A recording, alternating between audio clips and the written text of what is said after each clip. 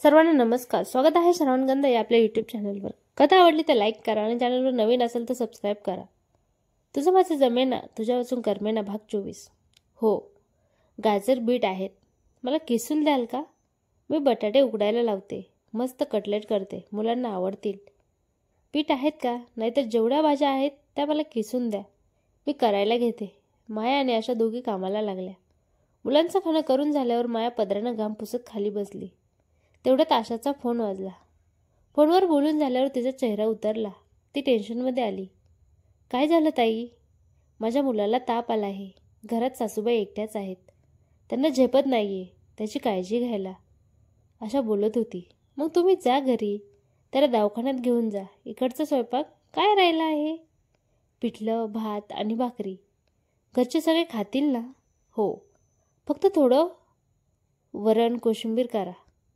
ते लोणचं पण आहे. पण तुम्हाला सगळं करायला जमेल का? हो, मी घरी पण करायचे. तुम्ही नका इकडची काळजी करू, तुम्ही निघा.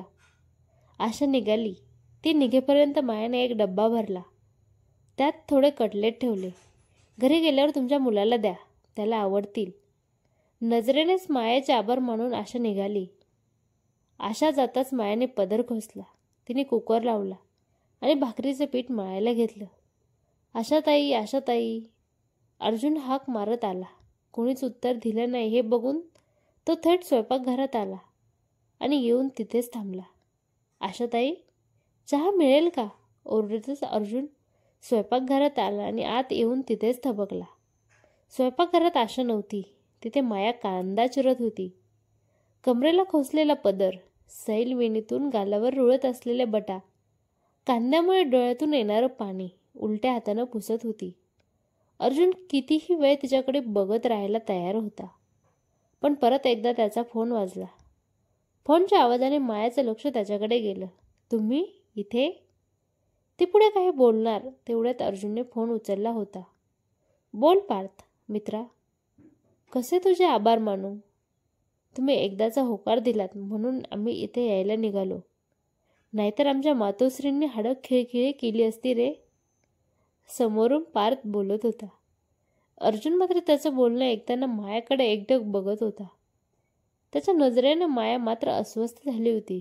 तो काहीच बोलत नाही हे बघून तिने चिरत असलेला कांदा तसाच ठेवला आणि ती बाहेर जायला निघाली. ते बघून अर्जुनने तिचा रस्ता अडवला.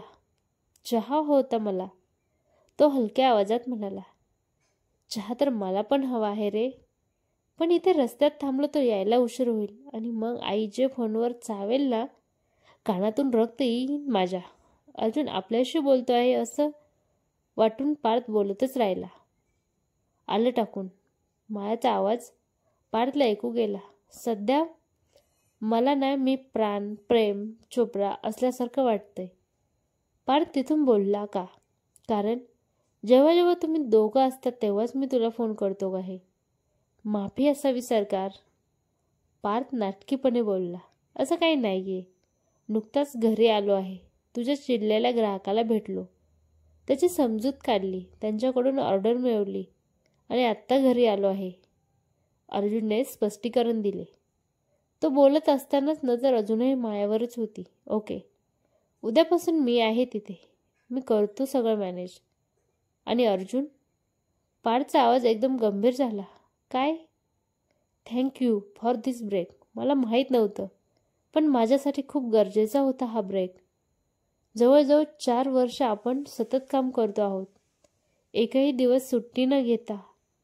आयुष्य त्याच रेषेवर चालत होतं. पण कितीतरी वर्षांनी घरी आलो. कामाचं टेन्शन नव्हतं. खरंच बरं वाटलं. काम गेलं की काय या विचाराने आईला काळजी वाटत होती. पण तेवढंच मित्रांना भेटलो, कितीतरी वर्षांनी त्यांच्यासोबत रमलो. खूप बरं वाटलं.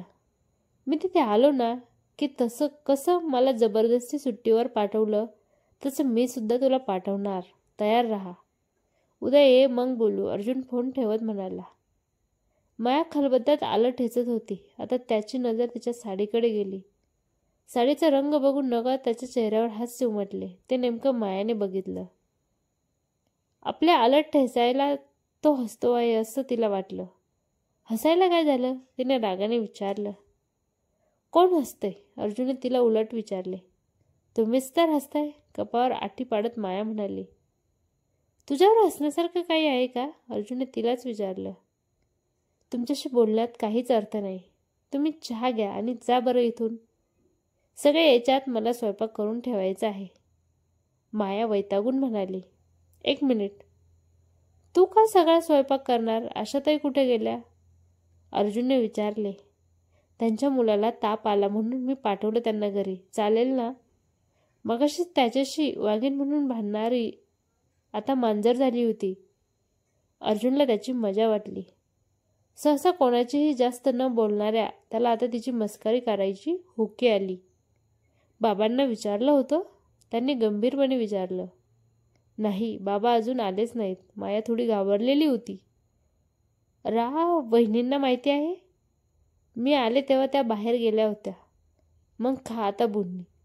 आशाताईला बरोबर माहीत आहे कोणाला काय हवं ते. तू करत बस पिठलं भाकरी. तू मला सगळे खरंच ओरडतील का?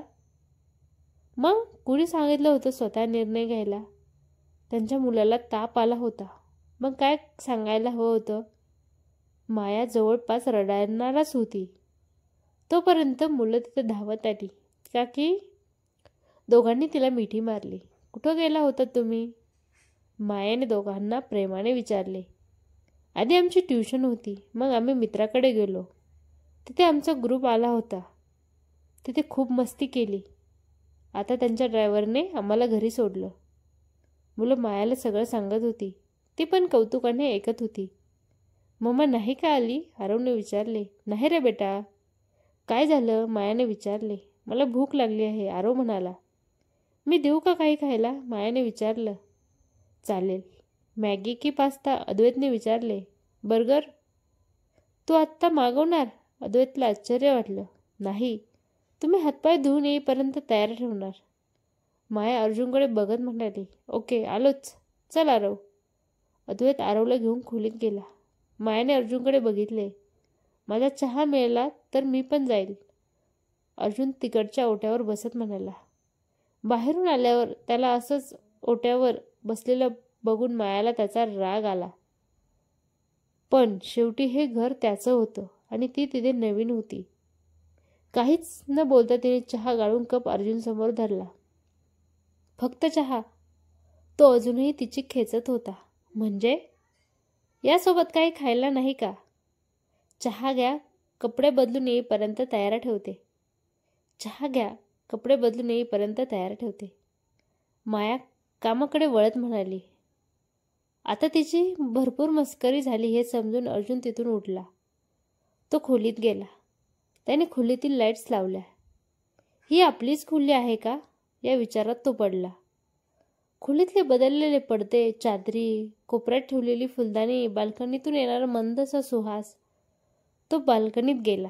तिथे रात्राने फुलली होती. तिच्या सुहासाने खोली भरून गेली होती. त्याचे मन प्रसन्न झाले. तो कपडे बदलून खाली आला. विश्वासराव नुकतेच येत होते. ते थोडे थकलेले दिसत होते. त्यांना आत हात द्यायला अर्जुन पुढे झाला. बाबा, न सांगता कुठे गेला होता? तुमचा फोनही बंद येत होता. अर्जुनने काळजीने विचारले. काम होतं थोडं. विश्वासराव सोप्यावर बसत म्हणाले. काकी? आम्ही आलो. मुलं पळत बाहेर आली. काकी पण तयार आहे. मायाने डिशमध्ये कटलेट आणले होते मुलांसाठी. तिने ते वेगवेगळ्या आकाराचे बनवले होते. मी मून खाणार, अद्वैत म्हणाला. मी सण. आरवने लगेचच उत्तर दिले. मुलांना मस्ती करून खूपच भूक लागली होती. दोघांनी पटापट खायला सुरुवात केली. बाबा, तुम्हाला देऊ? मायाने विश्वासरावांना विचारले. कशी वाटली कथा? कमेंट करून नक्की सांगा. आवडली तर लाईक करा आणि चॅनलवर नवीन असाल तर सबस्क्राईब करा. धन्यवाद.